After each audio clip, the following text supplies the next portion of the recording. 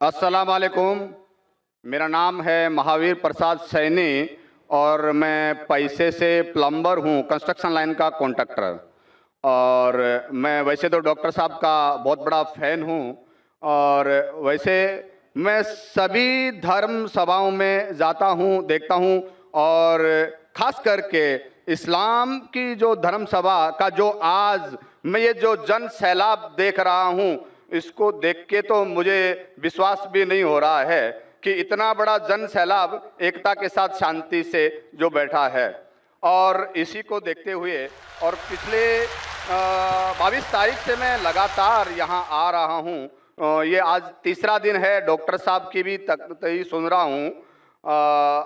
इसके आगे जो इस्लाम मज़हब है उसके प्रति मेरी जो पहले जो इज्जत थी, पसंदगी थी, वो कितनी गुना बढ़ गई ये तो मैं अल्फाज नहीं कर सकता।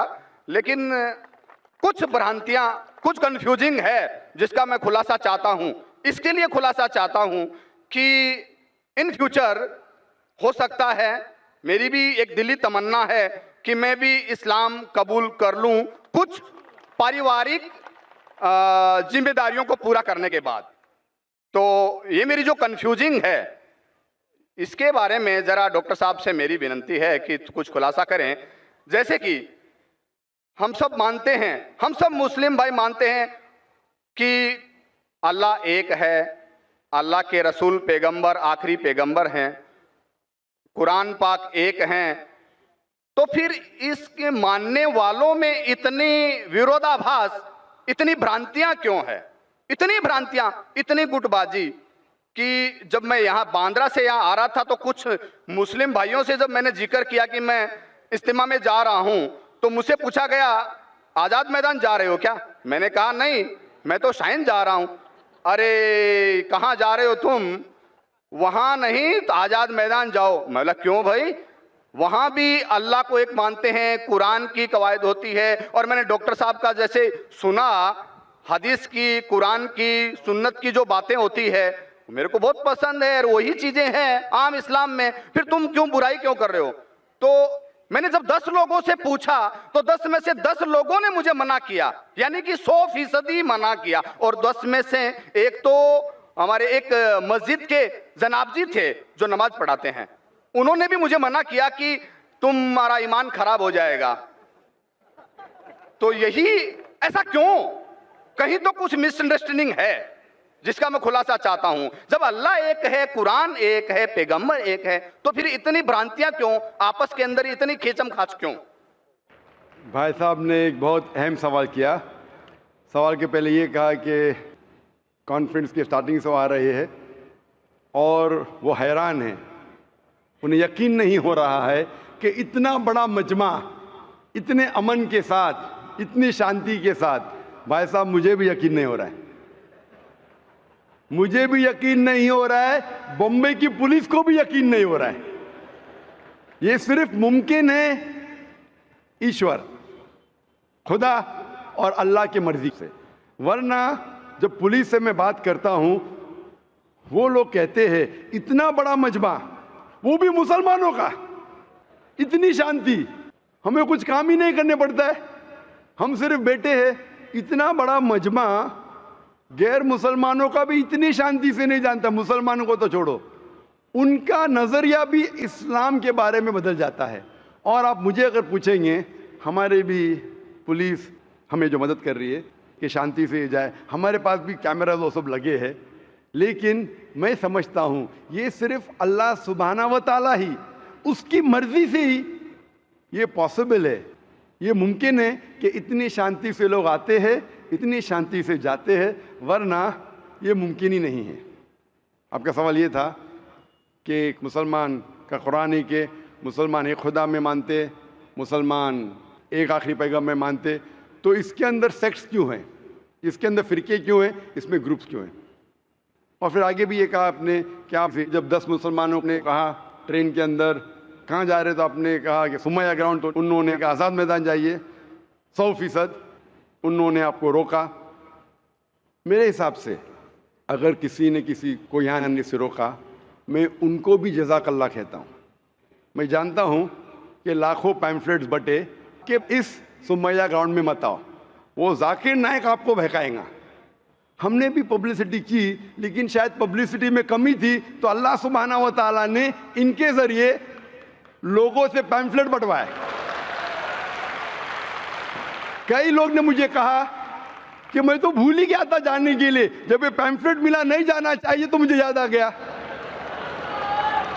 کتنے لوگ نے مجھے کہا کہ میرے جانے کا ارادہ نہیں تھا سمیہ گراؤنڈ میں، جب یہ ملا کہ یہ ذاکر نائک بھڑکاتا ہے، ہم دیکھیں گے کیسا بھڑکائیں گا، کیسا بہکائیں گا، ہم بھی تو دیکھے، کئی لوگ آ رہے دیکھنے کے لیے۔ تو الحمدللہ میں ان کا شکر گزار ہوں، میں ان لوگوں کا شکر گزار ہوں جو لوگ نے پیمفلیٹ بانٹا، جو لوگ کہہ رہے مت آئیے، ان کا شکر گزار ہوں۔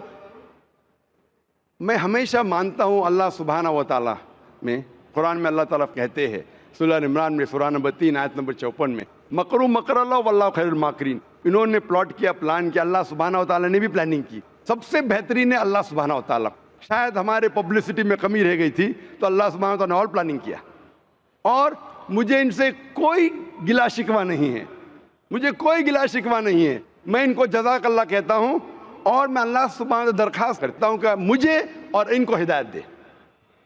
آپ کا جو مین سوال تھا کہ جب مسلمانوں کا قرآن ایک، مسلمانوں کا جو اللہ ہے، خدا ہے، ایشور ہے ایک، پیغمبر ایک، تو فرقے کیوں گروپزم؟ اس کا جواب ہے قرآن مجید میں سورہ ال عمران سورہ نمبر 3 آیت نمبر 103 میں، وَاعْتَصِمُوا بِحَبْلِ اللَّهِ جَمِيعًا وَلَا تَفَرَّقُوا۔ آپ لوگ اللہ کی رسی کو مضبوطی سے پکڑو اور آپس میں مت بٹو۔ قرآن مجید میں لکھا ہے اللہ کی رسی کو مضبوطی سے پکڑو۔ اللہ کی رسی کیا ہے؟ یہ قرآن مجید اللہ سبحانہ و تعالیٰ کی رسی ہے۔ ہم مسلمانوں کو اللہ سبحانہ و تعالیٰ کہتے ہیں کہ قرآن مجید کو مضبوطی سے پکڑو اور آپس میں فرقے مت بناؤ، آپس میں مت بٹو۔ اور اللہ تعالیٰ فرماتے ہیں قرآن مجید میں سورہ نساء میں سورہ نمبر 4 آیت نمبر 59 میں، اطیعوا اللہ اطیعوا الرسول، آپ اللہ کی اطاعت کرو اور اللہ کے رسول کی اطاعت کرو۔ اور اللہ تعالیٰ فرماتے ہیں سورہ انعام میں سورہ نمبر 6 آیت نمبر 159 کہ جو لوگ اس دین اسلام میں فرقے بناتے ہیں، یا رسول تمہیں ان سے کوئی لینا دینا نہیں ہے، اللہ سبحانہ و تعالیٰ ان کو دیکھیں گے آخرت میں۔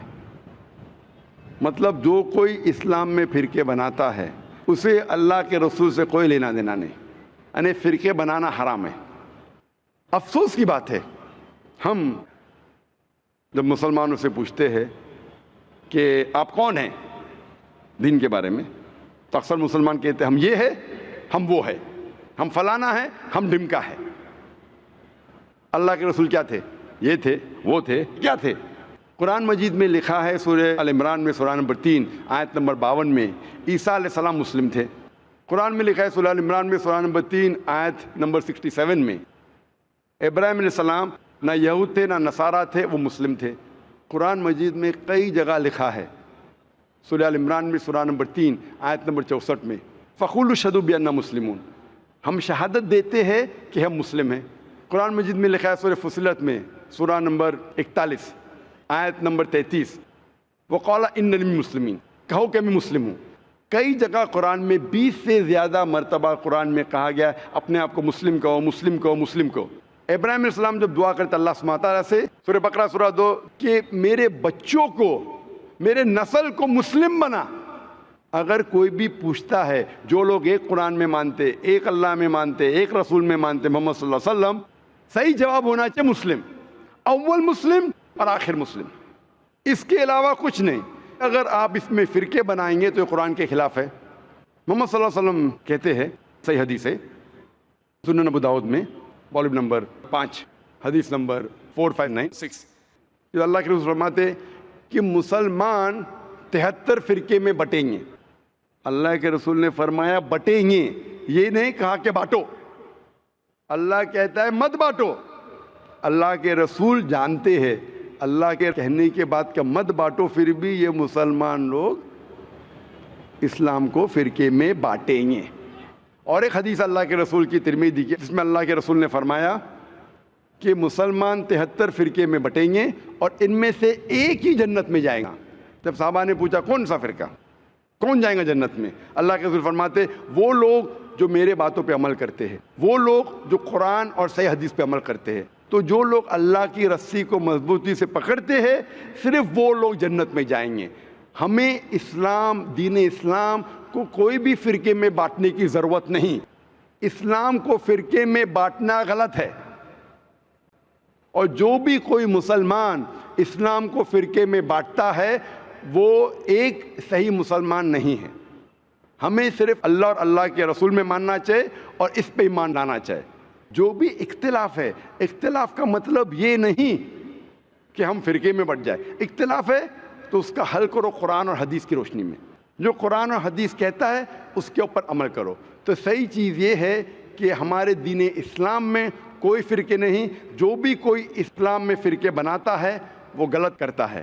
اور آپ نے کہا اپنے سوال میں کہ کچھ سوالات ہیں اور ہو سکتا ہے کہ بہت جلد آپ اسلام قبول کریں گے، آپ کے پاس کچھ مشکلات ہے، لیکن میرے آپ سے درخواست ہے کہ ہمیں نہیں پتہ ہم کتنا جینے والے ہیں۔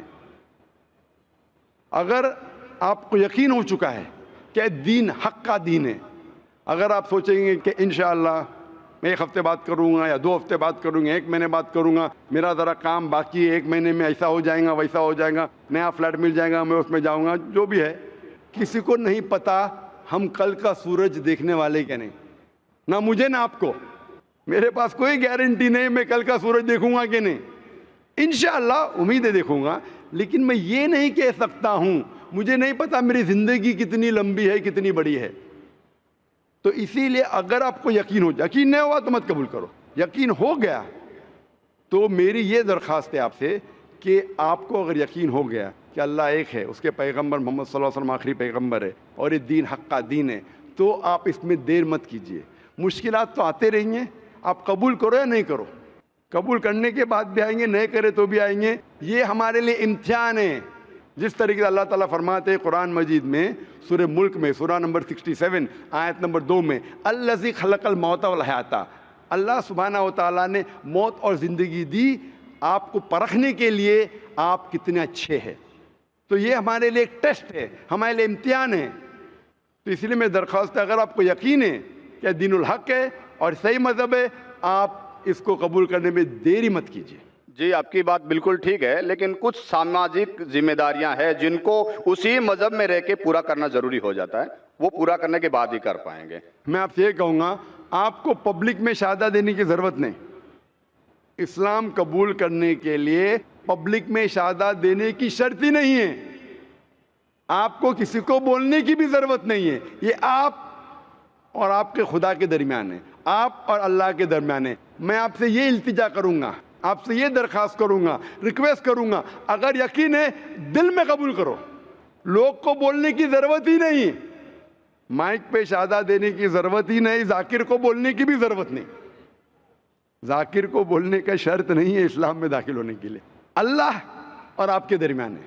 آپ کم از کم دل میں ایمان لاؤ، اللہ کو مانو، یہ مانو کہ خدا ایک ہے، اس کے علاوہ کوئی معبود نہیں، یہ مانو کہ آخری پیغمبر محمد صلی اللہ علیہ وسلم ہے۔ اناؤنس آپ 1 ہفتے بعد کرو، 2 ہفتے بعد کرو، 1 سال کرو، 2 سال بعد، اس میں کوئی اعتراض نہیں۔ اناؤنس کرنا ہر ایک کو کہنا ضروری نہیں، لیکن اگر آپ کے کچھ مشکلات ہے جیسا حل ہو جائیں گے تب اناؤنس کر سکتے ہیں، لیکن دل میں تو کم از کم مان لو۔ انشاءاللہ میں دعا کروں گا کہ اللہ تعالیٰ آپ کی مدد کرے اور آپ کی مشکلات کو جلدی جلدی دور کرے۔